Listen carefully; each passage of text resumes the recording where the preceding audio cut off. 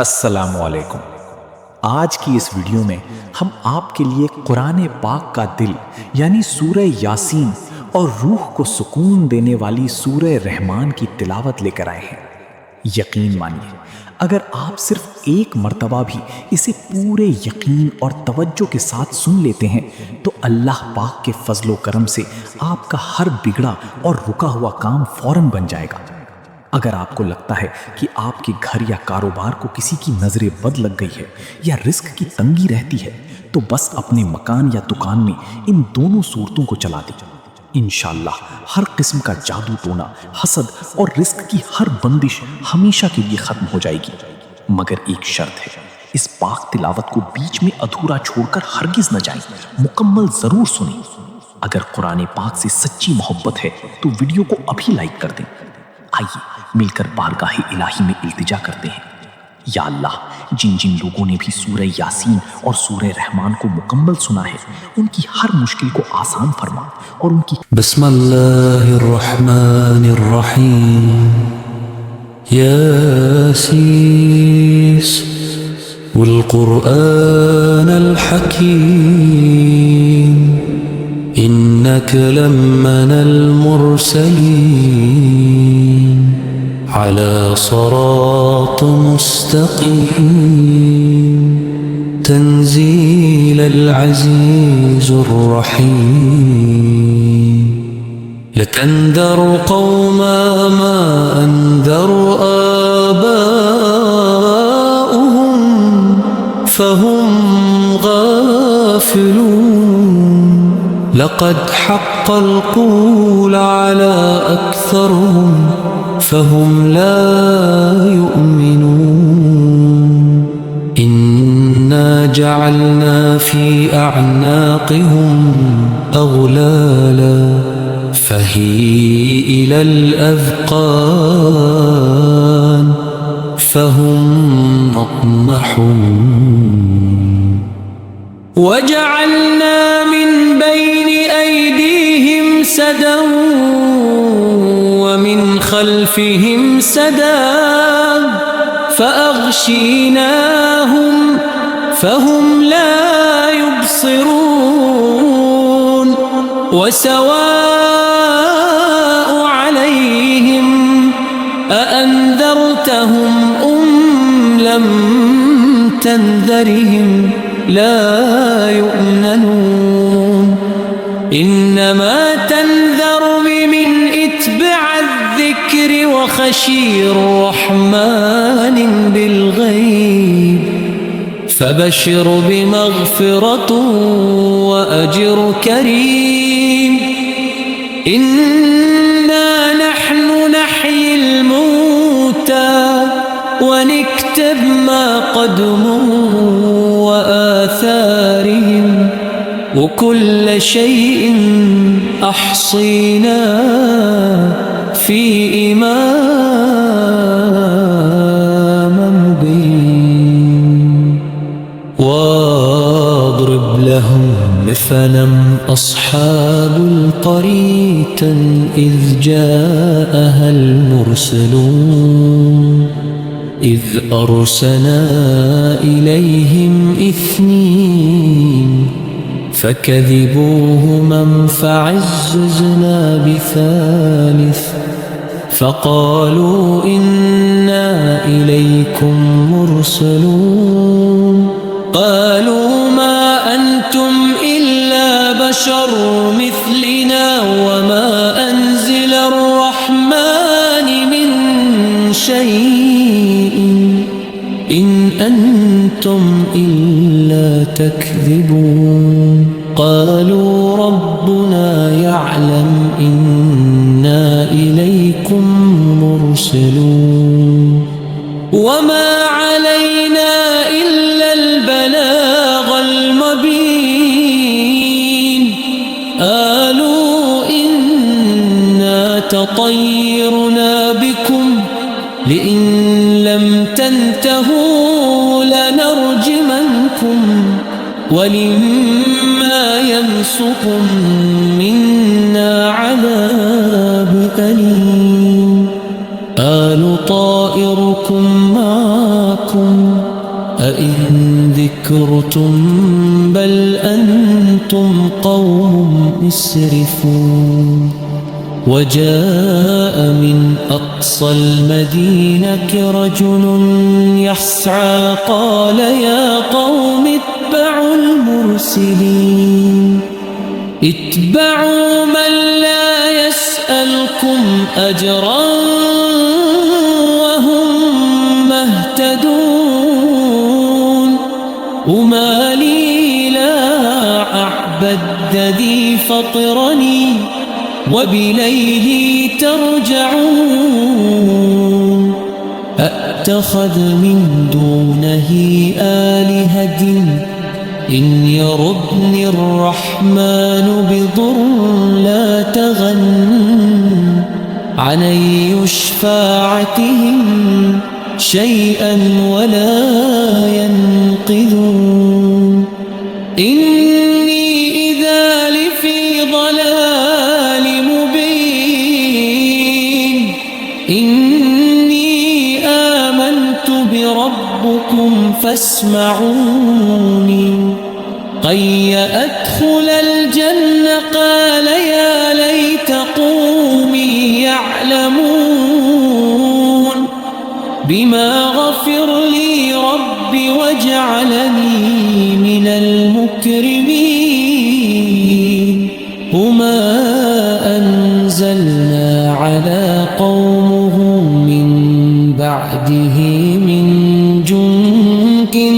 من سفعي كانت إلا صيحة واحدة فإذا هم خامدون يا حسرة على العباد ما يأتيهم من رسول إلا كانوا به يستهزئون ألم يروا كم أهلكنا قبلهم من القرون أنهم إليهم لا يرجعون وإن كلا ما جميع لدينا محضرون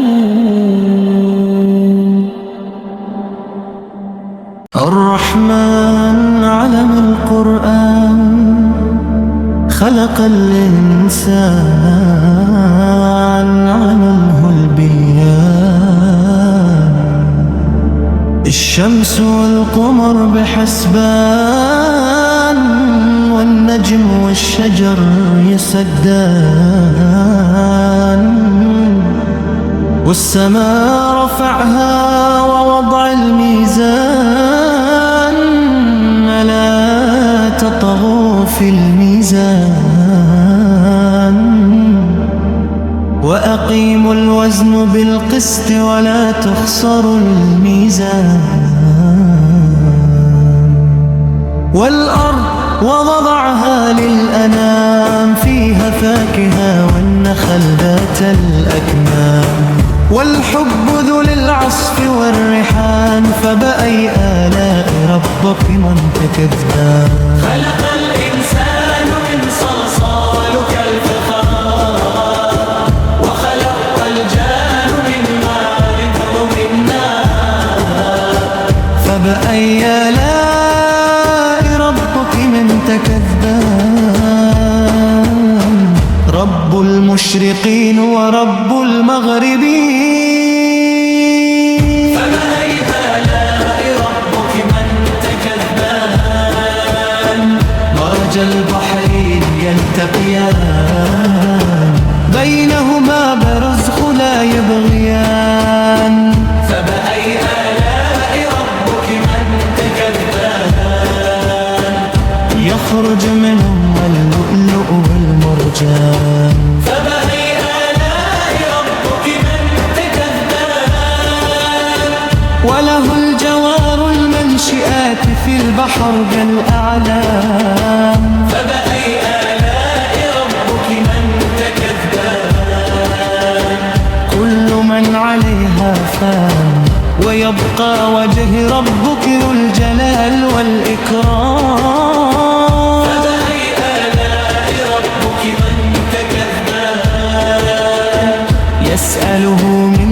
السماوات والأرض كل يوم هو في شان فبأي آلاء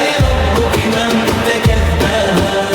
سنفرغ لكم أيتها الثقلان فبأي آلاء ربكما تكذبان يا معشر الجن والإنس إن استطعتم أن تنفذوا من أقطار السماوات والأرض فانفذوا لا تنفذون إلا بسلطان فبأي آلاء ربكما تكذبان يرسل العكما شواذ من نار وانحاس فلا تنتصران فبأي آلاء ربكما تكذبان فإذا انشقت السماء فكانت لربك مكبان فبأي آلاء ربكما تكذبان في يوم إذ لا يسأل عن ذنب الإنس ولا جان فبأي آلاء ربكما تكذبان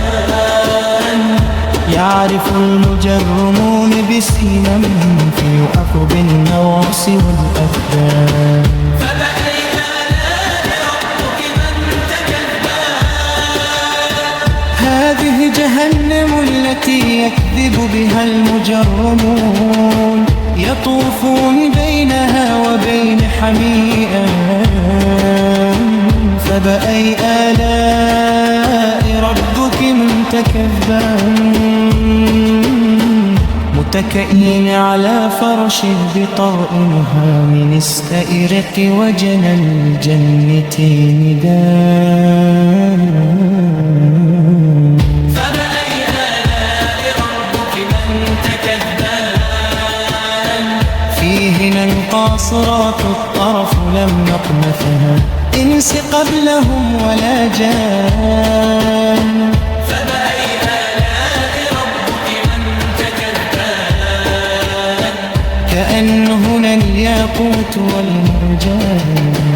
فبأي آلاء ربكما تكذبان هل جزاء الإحسان إلا الإحسان فبأي آلاء ربكما تكذبان ومن دونهما الجنتان فبأي آلاء ربكما تكذبان مدهامتان فبأي آلاء ربكما تكذبان فيهما الفاكهة ونخل ورمان فبأي آلاء ربكما تكذبان حور مقصورات في الخيام فبأي آلاء ربكما تكذبان لم يطمثهن إنس قبلهم ولا جان فبأي آلاء ربكما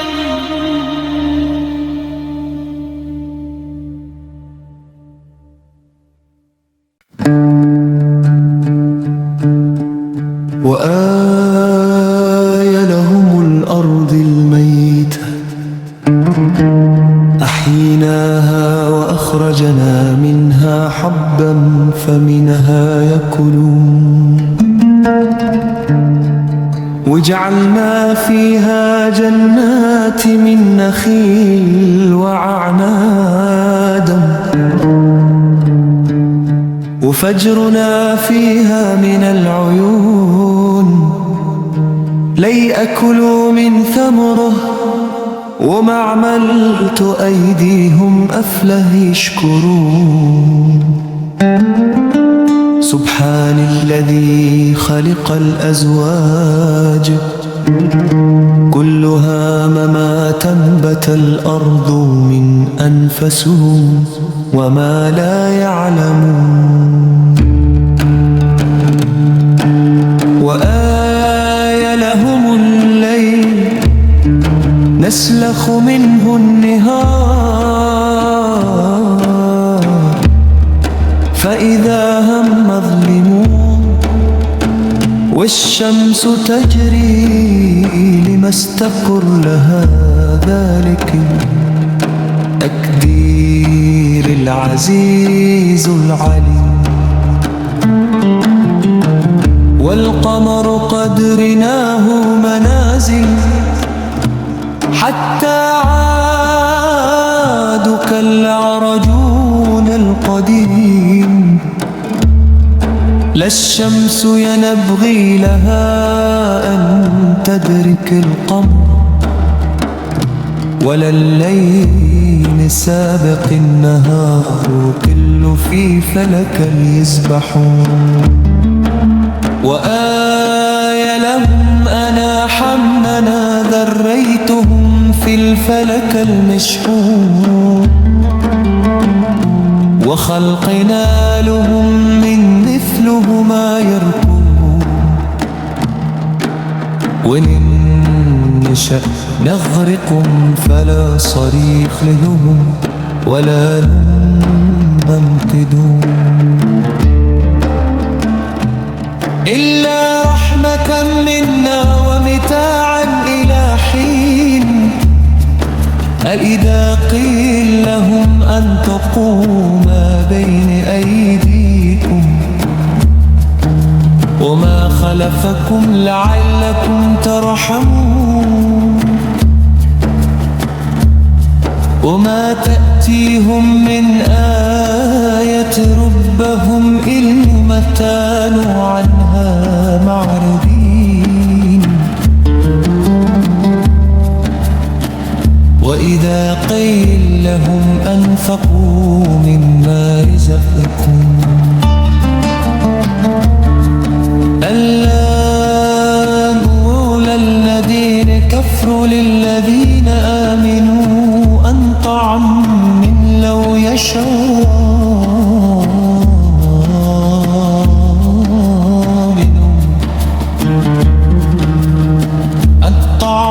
إن أنتم إلا في ضلال مبين. ويقولون متى هذا الوعد إن كنتم صادقين. ما ينظرون إلا صيحة واحدة تأخذهم وهم يخصمون، فلا يستطيعون توصيا ولا إلى أهلهم يرجعون. ونفخ في الصور فإذا هم من الأجداث إلى ربهم ينصرون. قالوا يا ويلنا من بعثنا من مرقنا هذا ما وعد الرحمن وصدق المرسلون. إن كانت إلا صيحة واحدة فإذا هم جميع أيدنا محدود. فاليوم لا تظلم نفسي شيئا ولا تجزون إلا ما كنتم تعملون. إن أصحاب الجنة اليوم في شغل فاكهون. هم وأزواجهم في ظلال على الأرائك متكئون. لهم فيها فاكهة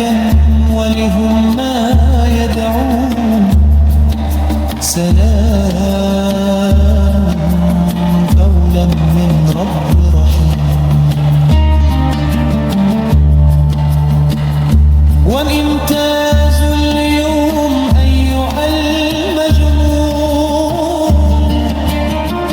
ألم أعهد إليكم يا بني آدم أن لا تعبدوا الشيطان إنه لكم عدو مبين.